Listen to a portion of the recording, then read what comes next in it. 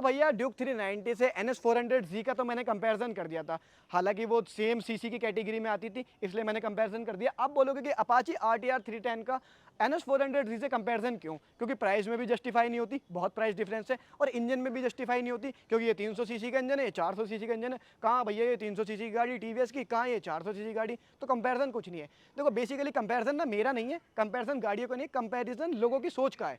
क्योंकि जब लोग अपना पैसा लेके निकलते हैं ना 2.5 लाख रुपए 3 लाख रुपए, तो वो आसपास की जितनी बाइकें होती हैं ना 10,000 कम में 10,000 ज़्यादा में, वो सारी बाइकों को जज करते हैं और सारी बाइकों को देख के कंपेयर भी करते हैं।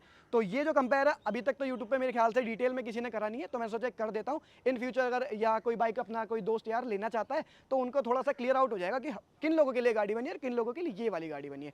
सबसे पहला जो कंपेरिजन आएगा ना वो तो देखो प्राइस का ही आएगा, सब लोगों को पता है क्योंकि इस गाड़ी के अंदर 3 वेरिएंट आते हैं। एक आता है बेस वेरिएंट, एक अपर बेस आता है और एक आता है टॉप मॉडल। आप टॉप मॉडल ना ही लो तो मैं सजेस्ट करूंगा बढ़िया है, और सबसे बेस वाला ना हो लो तो भी बहुत बढ़िया है क्योंकि उसके अंदर कुछ भी फीचर नहीं आता। आप मिड वेरिएंट लो, आपको ऑटो ब्लीपर, क्विक शिफ्टर, काम के सारे फीचर इसमें मिलेंगे, जस्ट लाइक क्रूज कंट्रोल, वो सारी चीज़ें इसके अंदर मिलेंगी। इसके अंदर आपको बेसिक चीज़ें मिलेंगी और इसमें कोई वेरिएंट नहीं है, आपको सारी चीज़ें जो नॉर्मल वेरिएंट में वही सारी वेरिएंट इसमें मिलेंगी, तो कोई एक अलग से कोई वेरिएंट नहीं बनाएगा, एक ही वेरिएंट है उसके अंदर सारी चीज़ें इंक्लूडेड है।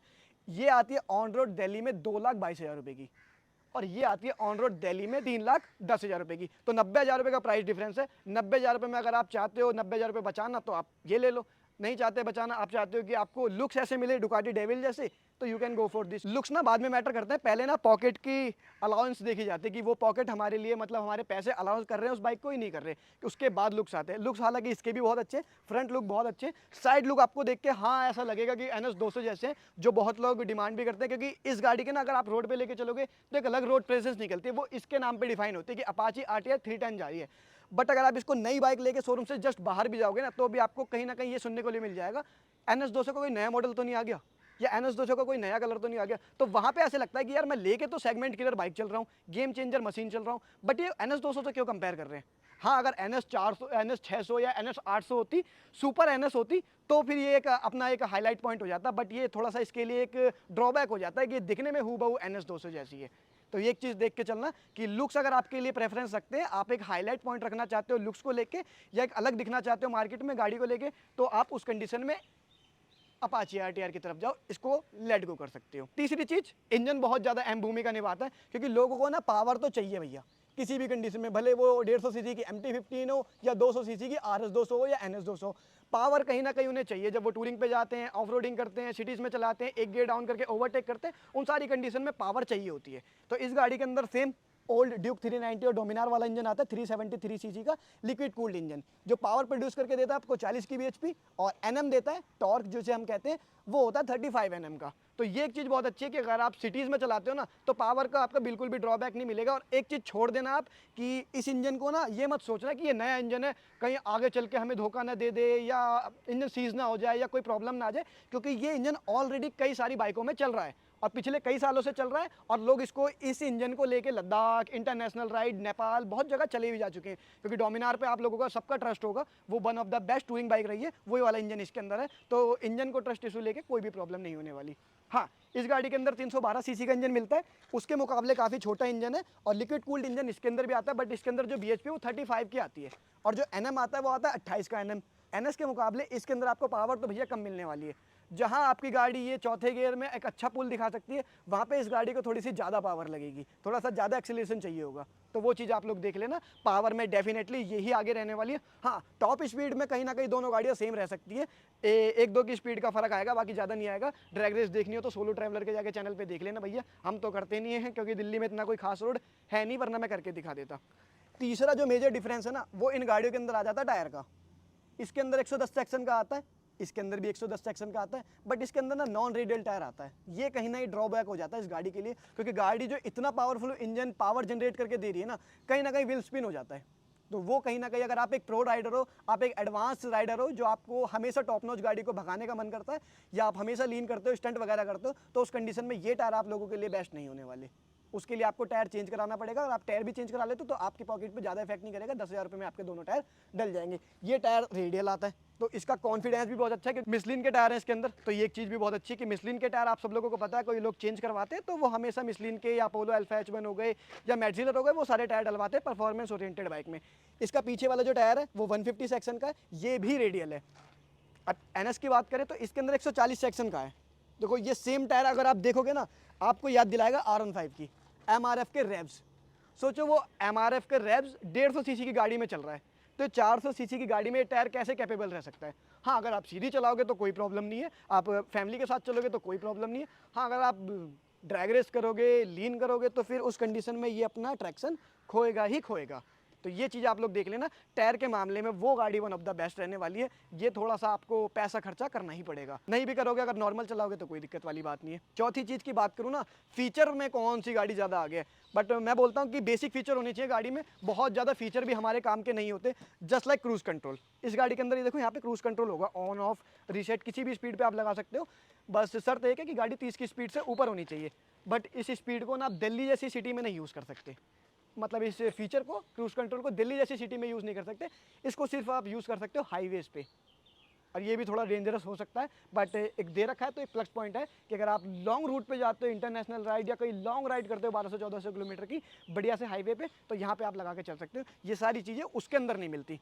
मीटर का इसके अंदर डिजिटल मिलता है, पूरा का पूरा कलरफुल मिलता है। ये देखो कितना बेहतरीन है, फुल्ली कलरफुल TFT डिस्प्ले मिलता है। ये देखो दिखने में कितना अच्छा है। बटन की क्वालिटी आप एक बार चेक करो, बहुत सही मिलने वाली है। यहाँ पे आपको 5 मिलेंगे, बल्कि 4 नहीं 5।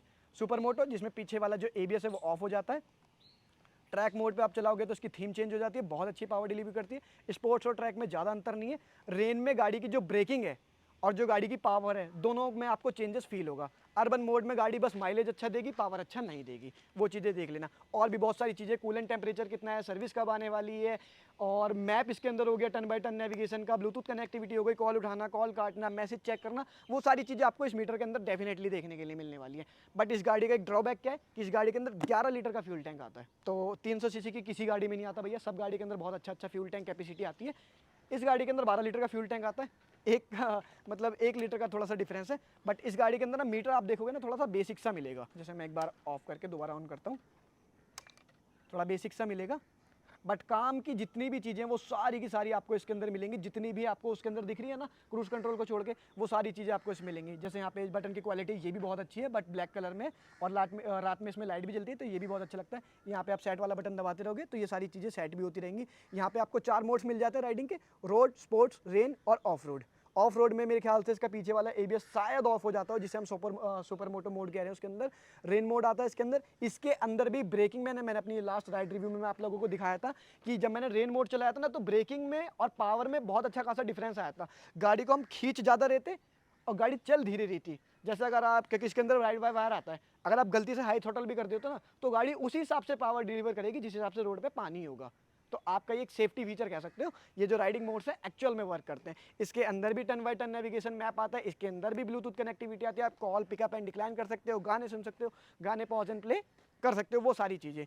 इस गाड़ी के अंदर 807 mm की सीट हाइट आती है। अब छोटा सा ना देखो, एक ट्रिकी क्वेश्चन हो जाता है, एक ट्रिकी चीज़ हो जाती है, मैं आपको बताता हूँ क्या। मेरी हाइट है 5.5 फीट। मुझसे जो छोटे लोग हैं ना, 5'3" वाले, 5'2" वाले, उनका एक देखो दिक्कत क्या हो सकती है। देखो सीट हाइट उसके अंदर 810 mm की है, इसके अंदर 807 mm की है, और इस गाड़ी के अंदर ना 4 किलो वेट भी ज़्यादा है, 5 किलो 6 किलो सॉरी, ये 174 kg की है। तो आगे पीछे करने में ना कई बार आपको, जिनके पैर पूरे नहीं पहुंच पाते, उनको थोड़ी सी दिक्कत हो सकती है। मुझे भी होती है कई बार, अगर थोड़ा सा ऑफ रोडिंग वाला पैच आ जाता है तो आगे पीछे करने में थोड़ी सी ऐसा लगता है कि गाड़ी थोड़ी सी भारी है। तो अगर सीट हाइट थोड़ी सी कम होती तो वो मज़ा आ जाता। बाकी वैसे बेस्ट है, नॉर्मल इंडियन के हिसाब से बढ़िया है। इसमें आती है आपको 800 mm की सीट हाइट। ये देखो इसमें मेरे बढ़िया पैर आ रहे हैं। इसका 168 kg वेट है, बट हाँ ये थोड़ी सी मेरे को ये भी भारी लगती है। आगे पीछे करूँ तो ये इजीली हो जाती है, क्योंकि मेरी हाइट थोड़ी सी ठीक है, 5.5 है। मुझसे जो कम वाले लोग होंगे वो थोड़ा सा कह सकते हो, उनके लिए जो चैलेंजेस है वो थोड़े से बढ़ जाएंगे। बट हाँ डिफरेंसेस तो है, 6 किलो का अंतर वेट में है और 7 mm का फ़र्क सीट हाइट में है। वो चीज़ें आप लोग देख लेना। आप कुछ प्रैक्टिकल चीज़ों के बारे में बात करते हैं जो स्पेसिफिकेशन में कभी नहीं आती, जो फीचर में कभी नहीं आती, जो कंपनी आपको कभी नहीं बताएगी, जस्ट लाइक वाइब्रेशन और हीटिंग इशू। दिल्ली जैसी गर्मी में या दिल्ली जैसे शहर में या जितने भी शहर में रेड लाइट्स ज़्यादा हैं या गाड़ियाँ ज़्यादा हैं, उन शहर में ये दोनों ही गाड़ियाँ हीटिंग इशू प्रोड्यूस करके देती हैं और अच्छा खासा हीटिंग इशू आता है। दोनों गाड़ियों का जो हीटिंग इशू वो अच्छा खासा पैर पे लगता है। एडजस्टेबल कब होगा? जब आप खाली रोड पे चलाओगे। ट्रैफिक में तो 200 सीसी से ऊपर आप किसी भी गाड़ी में जाओगे, आपको हीटिंग इशू डेफिनेटली देखने के लिए मिलने वाला है। वाइब्रेशन इस गाड़ी के अंदर फार है, मतलब अच्छी खासी मिल जाती है आप लोगों को और अच्छी खासी ज़्यादा मिल जाती है। इवन पिलियन को भी मिलती है, पीछे वाले फुटरेस्ट पे, आगे वाले फुटरेस्ट पे, हैंडल पे और यहाँ पे टैंक की साइड अच्छी खासी वाइब्रेशन है। कुछ लोगों को एडजस्टेबल लग भी सकती है, बट मुझे नहीं लगती, क्योंकि मैं पहले R15 चलाता था ना, बट अब ड्यूक 390 चलाता तो मुझे एडजस्टेबल लगती है, क्योंकि उस गाड़ी के अंदर भी अच्छी खासी वाइब्रेशन है।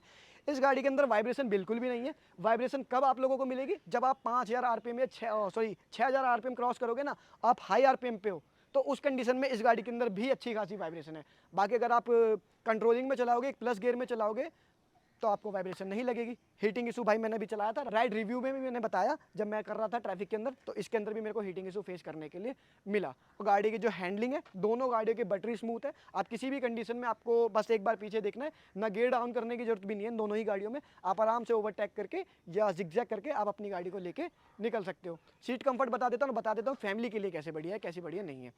इस गाड़ी का जो आगे वाला सीट है वो बहुत अच्छा है, कोई प्रॉब्लम नहीं होती, राइडर बहुत अच्छे तरीके से चला लेता है, उसको कोई भी ऐसा चेंजेस कराने की ज़रूरत नहीं है।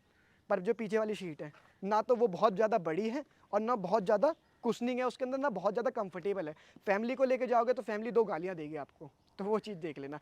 NS का क्या है, NS की सीटें बहुत ज़्यादा चौड़ी हैं, ये देखो अच्छी खासी चौड़ी है। पिलियन और राइडर दोनों के लिए कंफर्टेबल है। आप फैमिली को लेके जाओगे तो भी कोई प्रॉब्लम नहीं है, आप अपने दोस्त को बैठा के लेके जाओगे तो भी कोई प्रॉब्लम नहीं है। इस पर मैं बैठा था अभी लास्ट 2 या 3 दिन पहले, भाई मैं हद से 1-1.5 घंटे बैठा था और मेरे साथ पिलियन भी था, वो भी बैठा था, तो हम दोनों अनॉय हो गए थे, क्योंकि ये जो अलग से चीज़ निकली हुई है ना, ये छोटा सा लड्डू टीवीएस का, ये अलग से पता नहीं क्यों ही दे दी। इसको चाहे तो आप ब्रांडिंग कर सकते थे बस इसी सीट पे, ये थोड़ा सा ना लॉन्ग राइड पे या अच्छे खासे जब किलोमीटर तक आप बैठते हो तो ये अनॉय करता है भैया। बाकी दोनों गाड़ियों के अंदर ऑल एलईडी सेटअप है और कोई प्रॉब्लम नहीं है। टीवीएस का सर्विस रिस्पॉन्स आपको थोड़ा सा बुरा मिल सकता है देखने के लिए, और थोड़ी सी कॉस्टलियर साइड पड़ जाती है। कैसे? क्योंकि इस गाड़ी की जो फर्स्ट सर्विस हुई थी, आई थिंक 3000 रुपये के आसपास इसकी फर्स्ट सर्विस हुई थी, बट इसकी सर्विस सिर्फ और सिर्फ 1200 से 1300 रुपये के बीच में हुई थी, जबकि ये 400 सीसी के और 300 सीसी के। हाँ, सर्विस रिस्पॉन्स दोनों का ही थोड़ा सा ओके सा है, बहुत ज़्यादा अच्छा नहीं है, बहुत ज़्यादा अच्छे तरीके से ट्रीट नहीं करते हैं, क्योंकि इंडियन कंपनी है तो थोड़ा सा दिखावा करती हैं, क्योंकि गाड़ियाँ रोड पे ज़्यादा चलती है ना, तो भीड़ हमेशा लगी रहती है। तो ये कुछ कंपैरिजन है, बहुत ज़्यादा कंपैरिजन नहीं है इन गाड़ी के अंदर। जो भी कंपैरिजन थे मैंने आपको सारा बता दिया A to Z। पूरी गाड़ी के अंदर ऑल एलईडी सेटअप आता है, सारी चीज़ें बहुत अच्छी हैं। ब्रेकिंग रिस्पॉन्स इस गाड़ी का बहुत अच्छा है इसके मुकाबले। इसका भाई ओके सही है। अगर आप चलाओगे ना कभी टेस्ट राइड लेने जाना, तो आपको पता चलेगा कि यार वो वाला फील नहीं आ रहा, जो एकदम से पैनिक ब्रेकिंग करते समय इंस्टेंट गाड़ी रुकती है ना, वो थोड़ी सी उसमें नहीं रुक पाती, इसमें रुक जाती है। तो वो चीज़ें देख लेना, और बाकी मिलते हैं नेक्स्ट व्लॉग में। Till then bye bye. Video अच्छी लगी हो तो डू लाइक एंड सब्सक्राइब।